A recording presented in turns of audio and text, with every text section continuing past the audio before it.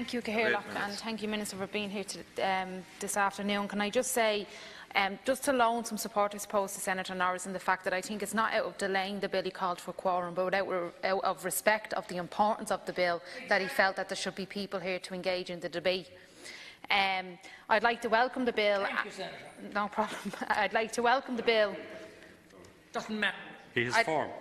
I'd like to welcome the bill and that a referendum will soon be put to the people on whether to remove the constitutional restrictions on how long a couple must be separated before they can legally be granted a divorce. This will be the third time the electorate will be asked a question on divorce, and hopefully the last. It's obviously a sad thing, well, not obviously a sad thing, sometimes it's a joyous thing, but anyway, obviously a sad thing where a marriage breaks down and a divorce is required, but that the state needs to facilitate an accessible route to dissolution of marriage where it's needed.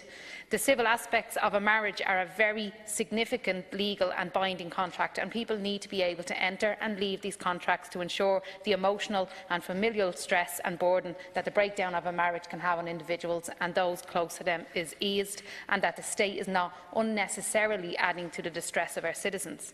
I'd like to welcome that the decision by the Government was made to liberalise further the provisions of the Private Members Bill introduced by Minister Madigan when she was a backbencher. It's the right thing to do. To take cumbersome, detailed and technical provisions out of the Constitution so that we here in the Oireachtas can do our jobs to legislate for these complex issues. We need to not have to go back to the people for another referendum any time that a change needs to be made, and so that they can be dealt with in a much more flexible legislative process. It was the right decision, so I'd like to thank you, Minister, for advocating for this change. It's welcome that the bill recognises that the Constitution is not the right place where complex issues of family law are set out and regulated. Constitutional provisions are supposed to set broad principles that give us the environment within which the Oireachtas can write and pass laws. As we saw with our recent experience with the 8th Amendment, ambiguous language can have wide-ranging and unintended consequences and make it very difficult for, firstly, the judiciary to interpret it fairly, and secondly, for the Oireachtas to legislate as it needs to. I mention all this, Minister, because while I welcome the paragraph 1 of Article 41.3.2 is proposed to be repealed, I am concerned that the rest of the article is being left untouched.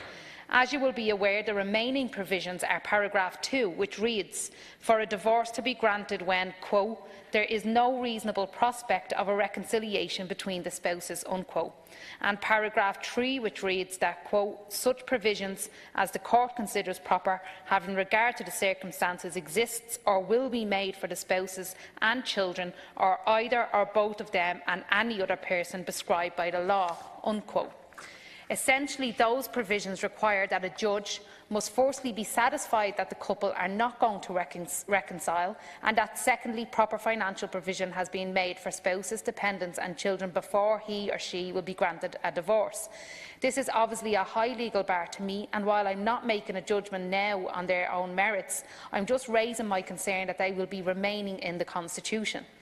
In a column for the Journal in February this year, Professor of Law at Trinity College David Kenny raised significant concerns with the decision to limit this referendum to just the issue of time limits, and who I'd like to thank for engaging with my office on this issue last week. He wrote that the requirement for proper provision means that, where possible, assets will be divided so that spouses and children can continue to enjoy the lifestyle that they had during the period of marriage, and that it will always be possible to revisit this at a later date. This means that long after a marriage has ended, a judge may still inquire into the finances of former spouses and keep proposing new divisions of assets. This effectively means that even after a divorce in Ireland, there could be no clean break.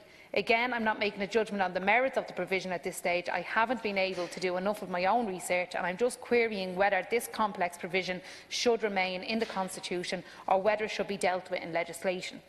David Kenny then writes on the no prospect of reconciliation provision and how, because the time limit has always been there, the time requirement has essentially done that job for the judge concerned, because to live apart for so long can and is in most circumstances be determined as proof in and of itself.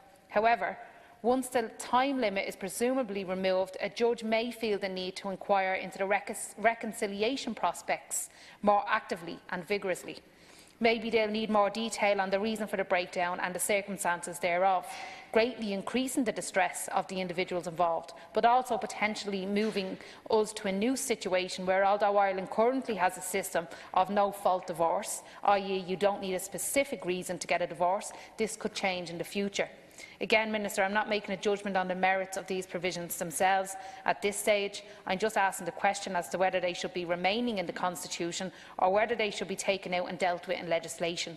Did you consider these issues when drafting the constitutional amendment? And I know you have referred to your own agreement, in a sense, in your contribution. What were the results of those discussions? These are complex provisions that impact on the intimate relationships of people living here in Ireland, and I'm not convinced that they should be remaining as they are. It would be a real shame if we missed an opportunity here to deal with this issue conclusively, and if we had to come back for a fourth divorce referendum. I raise these issues with the hope of being constructive, Minister, and I am unfortunately not able to stay until the end of the debate, but I will be reading the record for your response and possibly debating it further with you at the next stage on Thursday. Thank you very much.